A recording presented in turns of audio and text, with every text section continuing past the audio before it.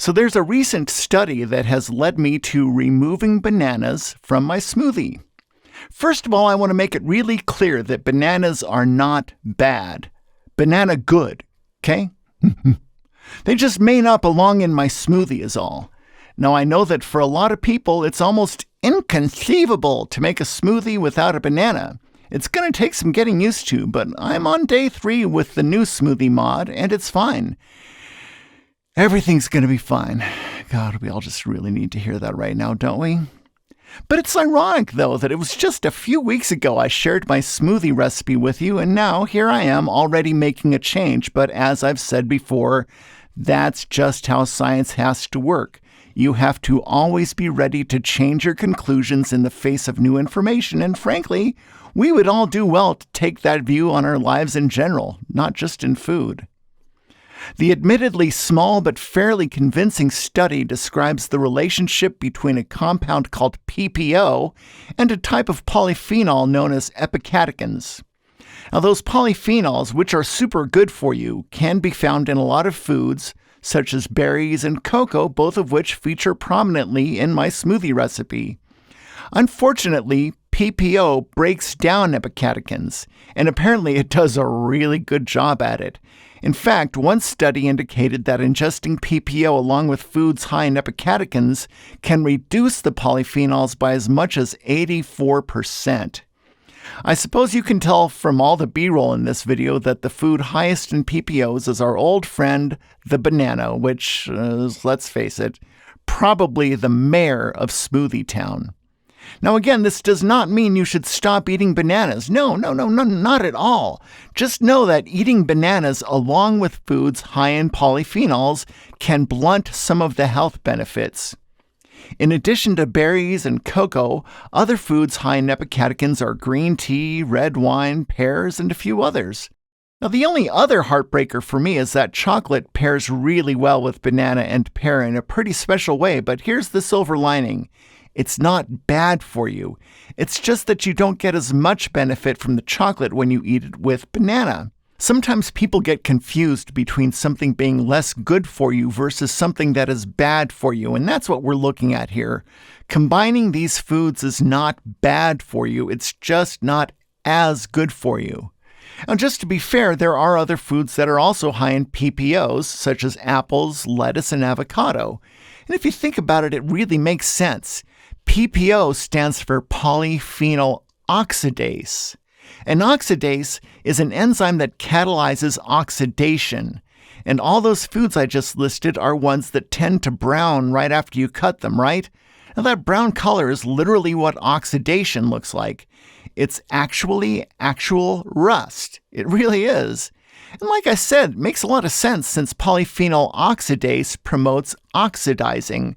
What also makes sense is that polyphenols are antioxidants. So it all comes together, doesn't it? When you expose polyphenol antioxidants to polyphenol oxidase, they get oxidized and lose their magic powers. Words are fun. Well, and so is food. So go ahead, eat your bananas and your apples and your avocados and your lettuce. Just don't combine them with your cocoa and your berries and your green tea and red wine. Another thing worth mentioning is that small amounts of PPO don't seem to be a problem, which is good because it looks like some blackberries that are rich in epicatechins also contain small amounts of PPO. Which is like, oh my God, you poor conflicted little berry, you must be your own worst enemy, but fret not. Those trace amounts of polyphenol oxidase are no match for your towering reserves of epicatechin. And the same is true, by the way, of kale. Kale is another two-faced double agent rich in polyphenols, but the older leaves can contain a little bit of PPO, but not really that much. I'm just going to call that one a wash with absolutely no scientific data to back me up. Unfortunately, beet greens and chard are pretty high in PPOs and are a somewhat popular smoothie ingredient for some people, but I'm just going to say maybe no on the beet greens.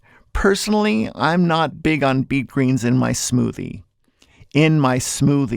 I do eat beet greens. I eat them straight out of my garden, and just to add another layer of nerdiness here, Swiss chard is actually a type of beet that's grown specifically for the green, and that explains why Swiss chard tastes a lot like, beets. Duh. So I want to reiterate, all these foods are really good for you. It's just that combining them can blunt the benefits of some of the polyphenols, so don't freak out. Don't overreact. Don't bash the bananas. Bananas are still your friend. You just can't let them sit at the same table as your cocoa. You have to keep them kind of separate because they'll get into trouble if you leave them alone together. Now, since this bit is so short, and since my smoothie video was also pretty short, I'm just going to go ahead and include it here in a sec. It is going to be the original video with the original recipe, including the banana, but I think you're smart, so just go ahead and modify it yourself. What I've been doing for the past few days is losing the banana and adding another handful of the mixed berries, and it seems to keep me fed in the same way as it always did. The nutritional content is probably not radically different. You see what I did there? Not radically different from the old version. So for now, I'm not going to re-crunch my nutrition numbers. I'm sure this is still a calorically dense, high-fat, high-fiber, iron-rich breakfast, and it still makes me feel great and gets me through the morning all the way to lunch. Okay, so thanks so much for watching. Hope to see you next time. Here's the smoothie recipe. Ciao. My magic powder recipe could not be simpler. It's just coconut shreds, hemp hearts, flax meal, and cocoa powder. It's 2 parts coconut shreds to 1 part each of the rest. My baseline is 1/3 cup, so that's 2/3 cups of coconut, 1/3 cup each of hemp hearts, flax meal, and cocoa powder. All right, so starting with the coconut. So just for reference, 1/3 cup of coconut is 27 grams. Of course, we'll double that when we do our math later. There's 1, 2, and I'm usually not very exact. I'm just being exact this time because I'm weighing everything. Next, I'll do the flax meal. And next, we'll do the hemp seed hearts.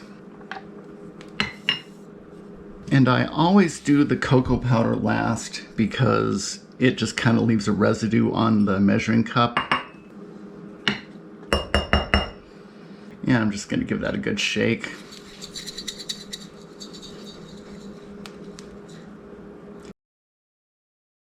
And there it is, magic powder. I usually make a double batch, and I use it for anything I want to turn into an instant health food. I think plain yogurt is a really, really good application. But my very favorite thing to do with magic powder is to put it in my morning smoothie, which also could not be easier to make.